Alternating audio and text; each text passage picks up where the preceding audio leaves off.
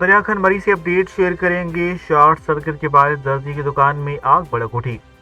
دریا خان مری کے مین بازار میں شارٹ سرکٹ کی وجہ سے ایک درزی کی دکان میں آگ لگنے کا افسوسناک واقعہ پیش آیا۔ درزی نادر ملک کی دکان میں لگنے والی اس آگ کے نتیجے میں دکان میں موجود تمام سامان جل کر خاکستر ہو گیا۔ دکان مالک نادر ملک کے مطابق آگ کے دوران دکان میں موجود 200 سے زائد تیار اور غیر تیار کپڑے، سلائی مشینیں، استری، بینٹریاں اور دیگر قیمتی سامان مکمل طور پر جل گیا۔ آگ لگنے کی وجہ سے شارٹ سرکٹ بتائی جا رہی